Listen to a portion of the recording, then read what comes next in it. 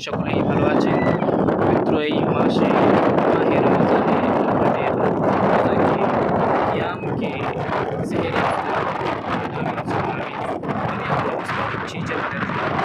জাবালে রহমত ওই পাহাড় যেখানে হযরত আদম আলাইহিস সালাম এবং মা হাওয়াকে জান্নাত থেকে দুনিয়ার বুকে পাঠানোর পর যেখানে হযরত আদম আলাইহিস সালামের দোয়া তওবা কবুল করেন এবং যে দোয়া দিয়ে আল্লাহর কাছে তিনি ক্ষমা প্রার্থনা করেছিলেন, রব্বানা যালামনা আনফুসানা ওয়া তারহামনা লানাকুনান্না মিনাল খাসিরিন, সেই পাহাড় এই জাবালে রহমত।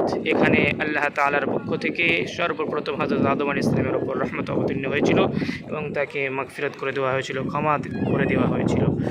দেখতে পাচ্ছেন জাবালে রহমত, এখানে হাজি এবং উমরাকারীরা সকলেই দোয়া করছেন এবং নিজের তওবা ও মাগফিরাত আল্লাহর কাছে চাইছেন। দেখতে পাচ্ছেন জাবালে রহমত। আরেকটি বলার বিষয়, এখানে এই জাবালে রহমতে অনেকে নিজের প্রিয়জনদের নাম লিখে যায় যেন তাদেরও আল্লাহ তাআলা ক্ষমা করেন। বিভিন্ন রকম বিদআতি আকীদা ও বিশ্বাস আছে মানুষের মনে, তো এগুলো ভিত্তিহীন, এমন করা ঠিক নয়। দেখতে পাচ্ছেন, দেখেন অনেকে সব বিভিন্ন ভাষায় নাম লিখে রেখেছে, এগুলো মোটেই অনুচিত। আপনারা যারা আগামীতে আসবেন নিয়ত করেছেন, আল্লাহ সকলকেই তৌফিক দান করুন, আপনারা কখনোই এমন কাজ করবেন না। দেখতে পাচ্ছেন এই জাবালে রহমত আরাফার ময়দানের সাথেই অবস্থিত।